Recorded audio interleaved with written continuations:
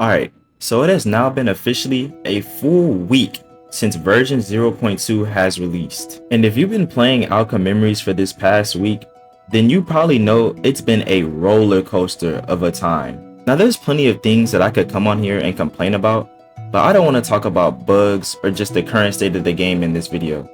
The sole purpose I want to focus on is Outcome Memories balancing. Now before I get into the first portion of this video that I want to talk about, I want to introduce you guys to a phrase that I'm gonna repeat a lot of times during this video. It's not only a phrase, but a message I would love the Outcome Memories devs to hear. It's okay to make your killers strong. Now I know after hearing that, little Timmy just loaded up his iPad and went straight to the comment sections and is like, "Oh, what do you mean, King? Colossus is literally two-tapping me, bro." But here's the thing. What's an executioner that can two-tap if he can literally be stunned up to 26 seconds consistently? Watch this. Alright, silver. Then into metal stun. Now we wait. Fire punch. And then wait for the flames. Drop dash. Holy stun time. And then he has suspension back already. As you can see, that was a 26-second long stun that doesn't take anything more than like 2 brain cells to pull off. And this leads me to my first point of this video. Stunners, executioners, and their questionable balancing. Normally, in asymmetric horror games like Outcome Memories, the survivors can do very minimalistic things when they are alone to fend themselves off from the killer. This is due to the killer being the power role. They are supposed to be stronger than every single survivor in a one-on-one situation. But it's when the survivors in the asymmetric horror games start to work together that they not overcome, but be able to actually stand a chance against the killer. Keyword, stand a chance, not overcome. In most asymmetric horror games, a match isn't decided just because the team finally decides to lock in and work together. No, winning just looks more and more possible the more you guys decide to consistently work together, not almost guaranteed. You see, in most asym games, one mistake can set your team back a lot, or cause deaths because the killer is that strong.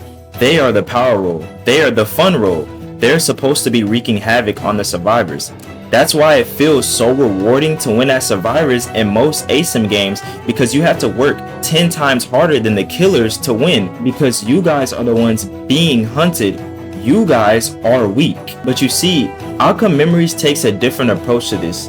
They allow most of their survivors to physically be able to fight back against the killer, while also trying to make their killers still be ultimately more powerful and still feel like they have that power and fun role, leading to chases feeling more like fights. This is where Outcome Memories shines and shows its difference from other asymmetric horror games. Instead of a killer slaughtering helpless survivors, Outcome Memories feels more of like a battle of teamwork against this unstoppable force. This is why I fell in love with the game in the first place. On paper, this sounds amazing, but let's talk about the questionable balancing. Now I know the survivors in this game are supposed to actually have a fighting chance and genuinely be able to hold their own, but there's no reason why certain survivors can literally loop the killer for minutes on end alone in a teamwork game. This is a problem we had in version 0.1 with Eggman against 2011X. But it almost seems like the devs didn't learn their lesson in version 0.2, because to counteract survivors being able to just vertically fly or go upwards, they added executioners like Colossus who can vertically climb upwards. But the problem is Colossus can't even climb half the things on the new maps.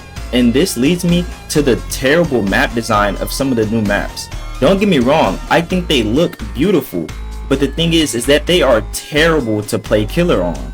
Most of the maps are just extremely big. And here's the thing, I'm all for actually making big maps. I understand it. They want to show their creative freedom to make big and creative maps. But it's so contradicting to the executioners, because if you want to have a huge map, why so harshly limit the indicators of most of the executioners? Tripwire's indicator literally only shows you when someone is super close to you, and that someone might not be even who you're trying to kill at the moment. And Colossus indicator originally made him so slow while using it to the point where when it was over, you had to try to guess where your opponents moved to. This promotes camping, not teamwork, which makes it just that much more frustrating to play killer on some of these bigger maps. This leads me back to my main point.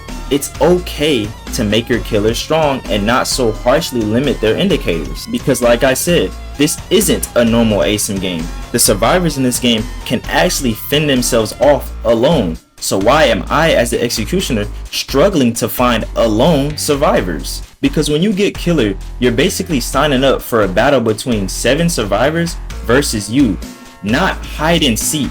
This is why maps like Original Green Hill and Not Perfect, despite the looping flaws, were very good maps, because they promoted constant action in a battle between 7 survivors and 1 executioner, which is the main point of the game. And I get it, some of these maps were made with the idea of fighting Fleetway in mind, and I'm all for big maps, but you just had to have the other executioners have indicators that compensate for how big the maps are.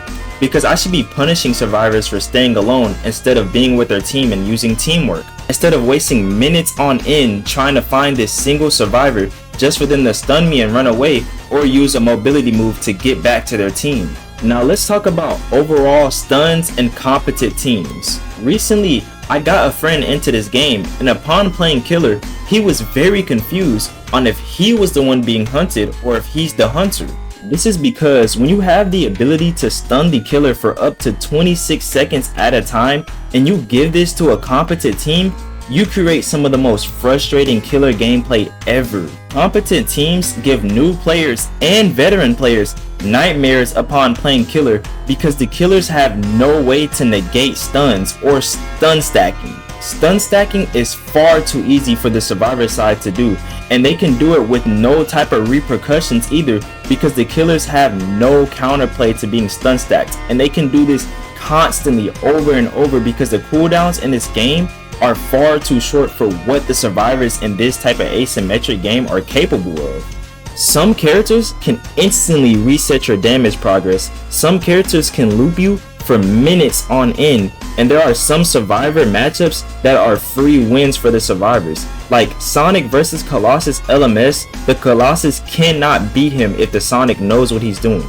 And then they go out their way to buff Sonic, but then consistently nerf the executioners. They're nerfing the role that's supposed to be strong, supposed to be fun. You see, when the EXEs were first added to the update, they actually felt fun to play as and fun to play against because they felt strong again. They actually brought back fear into the game, and winning against these strong executioners actually felt rewarding because it was actually hard to beat them even with the OP survivor movesets. Because at the end of the day, an overly strong survivor in a game where each and every survivor can actually fight back is the unhealthiest thing for a game like this. But an overly strong executioner in a game where every survivor can fight back is the healthiest thing this game could be offered. But hey, this is just my 2 cents on the balancing of outcome memories. Feel free to disagree in the comments. And don't take this as hate, this is just coming from someone who loves the game and wants the best for it. But at the end of the day, I just want the devs to remember, it's okay to make your killers strong.